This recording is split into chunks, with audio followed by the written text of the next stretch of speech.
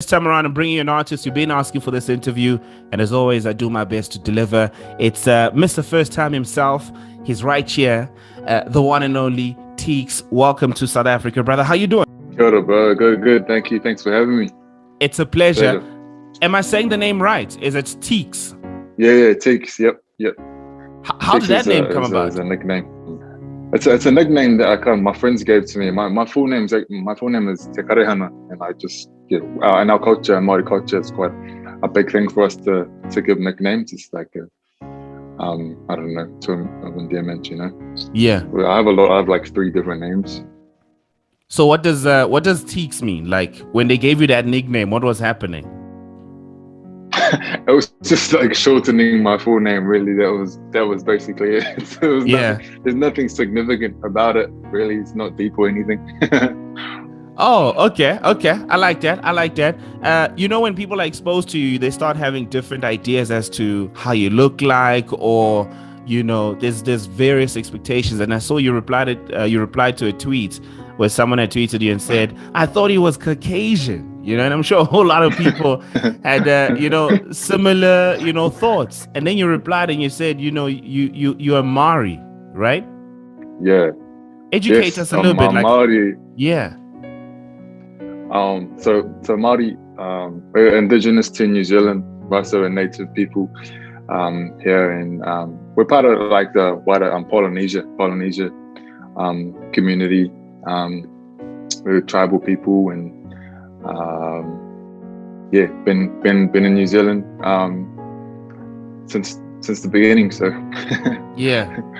Well, our people have, Yeah, I found that cool because I wasn't really aware of the different tribes until I started looking it up, and also just coming through your profile, and I saw this article that mentions that the concert that you had at Auckland Civic Theatre, which is an iconic venue out in New Zealand, you had an enormous demographic, wide, different types of age groups, and young Maori people that came through. I learned about the Pacifica people, the Pakeahas, that must feel good to know that your music unites and is able to get different backgrounds and different races together to experience the music. How does that make you feel?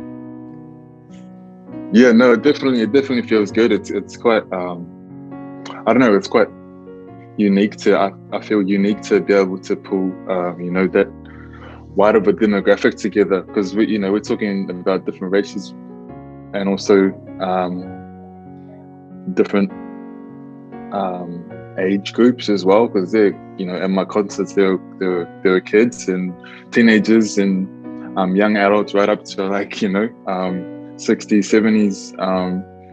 So that's quite, for me, it's quite surreal and quite rewarding, and just I think that's just I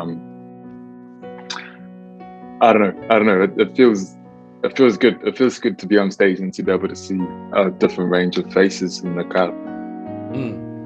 No, man, like I can only imagine, because to be able to bring all those people together just also proves that your music is just as amazing. But when one thinks of New Zealand, I can't help but think of the rugby team and the breathtaking landscapes that I always see on the internet. But when it comes to music, the music that you were exposed to growing up, to being the artist that you are today, like what were some of the sounds you were listening to? I was listening to whatever my parents were listening to. My dad's a big Bob Marley fan, so that was like majority of my childhood. It was just Bob Marley. Elvis Presley was also a fan of. We listened to the classics, Stevie Wonder, Aretha Franklin, Alicia Keys, a lot of homegrown music as well, back here in New Zealand, like the likes of Herbs and Catch a Fire, and a lot of rich reggae genres, which are quite popular here in New Zealand. So that's kind of like a small indication of the type of music that I was listening to. And once I got to school, out of school and into university, I was kind of exposed to more like, I don't know, like soul, neo soul, like D'Angelo and Maxwell and those types of guys, who kind of like blew my mind in terms of the capabilities of music and melody and that's what I found, like, you know, my home. I was like, man, this is my shit. Soul music, you know, makes Yeah. me feel good. You know, when you got to varsity and you're exposed to these different sounds, soul music, more urban vibes, and you know, more sounds that are more aligned to your age group. Were there any other artists doing similar sounds, or would you say you're in the forefront of this movement? In New Zealand? Yes, in New Zealand. I mean, yeah, I feel like it's definitely in terms of soul music, we're definitely a small community of of artists here in New Zealand. There's not many of us. So yeah, I'm grateful. I'm grateful for the fact that, you know, that I don't have too much competition. but I don't know. There's a lot. We've got so much talent here in New Zealand, and it's, you know, it's like I said, it's a melting pot of people. So naturally the music's going to be very eclectic as well, and yeah, there's a lot going on, and it's great. It sounds amazing, you know, based on the music that we're hearing from you. It just makes us want to zone in a little bit more and hear what else is in New Zealand. But you're definitely one of the names right now that is up there. You know, Vogue magazine says definitely you are New Zealand's singer that one should definitely be in the know of. But if you had to describe your sound of music for someone who hasn't really gone into your album and listened to some of the music that you've put out prior to the album, how would you describe your music? Yeah, I guess I describe my music as very vocal driven. I definitely highlight, you know, I use my voice, and that's how I write songs. I write songs to make my voice sound good, you know, as best as it can sound. And I'm very melodically inclined, so I use a lot of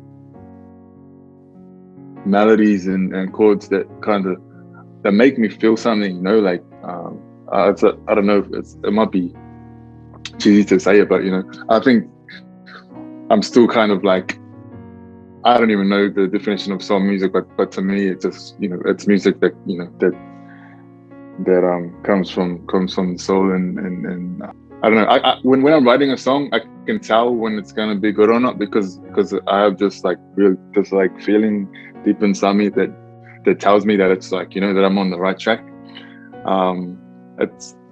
The songs are quite sparse, you know, there's not too much going on. And like I said, I just think the voice is always going to be the focal point. And yeah, it's lush and melodic and it's soulful, I guess. Yeah. Yeah.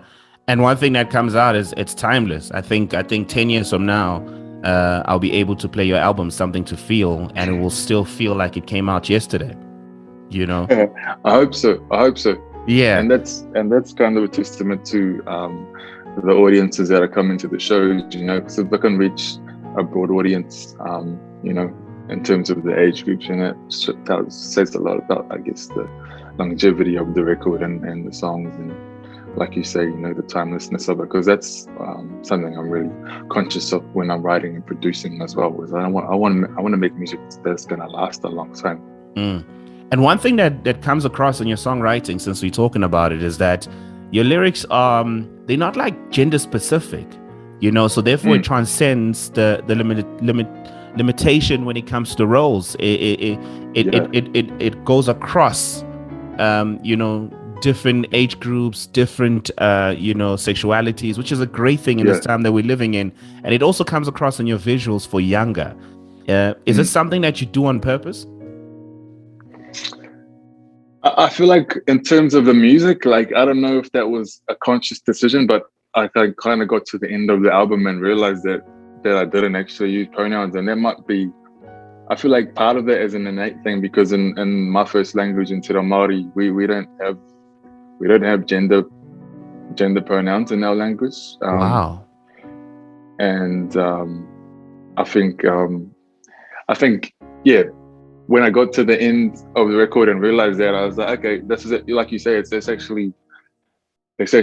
good, because, like you say, it opens it up to more people, and it lets more people into the record and into the narratives. And I don't like to limit myself in any way. And yeah, in terms of the younger video, that was definitely because I co-directed that, and that was a conscious decision to kind of bring that narrative, to the surface, and especially for my own people, for Polynesian cultures, and trying to dismantle colonial ideas of ways of thinking, and trying to bring us back to our roots. So the whole thing around fluidity and sexuality and identity is important to me. So yeah. And talking about identity and the queer community at large, Sam Smith has also done a similar thing with his visuals. Lil Nas X is in the forefront also of the movement within the hip-hop space. Would you say in New Zealand and maybe in popular culture at large, when you look outside as a creative and also as a contributor, would you say there's fair representation for the queer community in popular culture? Yeah, I definitely feel like the world is progressing, and there are a lot of people who are doing amazing things out there, and I definitely appreciate the different perspectives and the different lenses that people are providing for the world. Like my video, for example, was quite it wasn't very direct, but it was I like, it's like how I write songs. I don't like to I don't like to tell you how to think, but I like to plant a seed and make people think for themselves. So it's more so just suggesting a narrative and being a bit more subtle about it, but that's just my personality as well. So yeah. And since we're talking about relationships at the moment, are you single? Because I know the ladies want to know. I'm sure everybody wants to know. Yeah, I'm actually single. Yeah. Sadly. He says sadly. I wrote for some of the songs that I wrote on the album, were about a particular person, about a particular experience. But first time was like one of the songs that was written from a place of hope or desire, So I haven't, I'm not living that song, but hopefully soon. That is a beautiful song, and that is one song that we started playing in South Africa, and I think more and more people started streaming your music, from the men to the women, and South Africa is a country that loves R&B music and neo-soul music, and now when you mention you wrote that song from a place of hope, what else makes that song special for you? I think sonically, not only, like sonically it's just one of the best sound, like for me, I put it at the end of the album because I wanted to resolve the album in the right way and finish the narrative and finish the story the right way. And I think First Time does that perfectly, not just in terms of the way that it sounds, but the story that it's telling, because it ends on hope, because a lot of the album is quite dark and moody, but First Time is there's elements of hope, and it's a bit more lighter, and it makes you feel good, and so that's I don't know if I answered your question. Yeah. No, you did. Before I let you go, you got an album out, Something to Feel. You got 12 songs on that body of work. Prior to that, you had dropped an EP, which maybe assisted you to figure out what kind of sound you want to go for with the album. Did it make it easier for you to put together this album, Something to Feel, or was it a little bit challenging?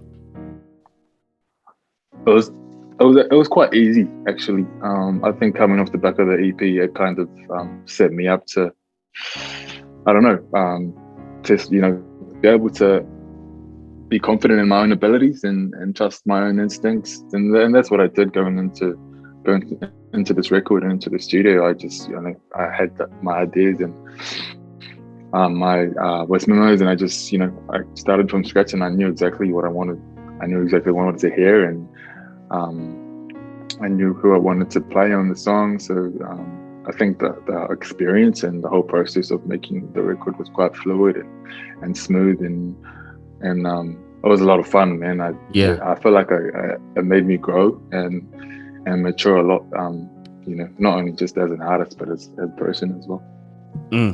So I came across this stats, right? And it was telling me that your song "Remember Me," track 8 of the album, has been rated as one of the finest soul songs to be written in your home country in the last decade. Do you agree? Really? Yeah. I didn't see that article.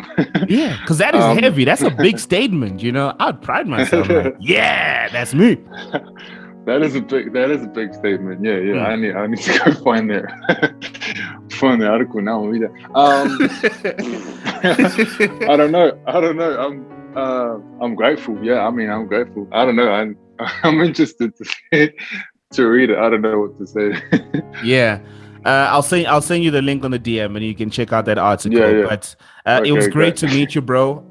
Something to Feel. Likewise. Definitely an album that everyone needs to stream, listen to it. There's 12 songs over there. Thank you very much, bro, for taking the time and chatting to me. Appreciate it. Thank you. Welcome, brother man.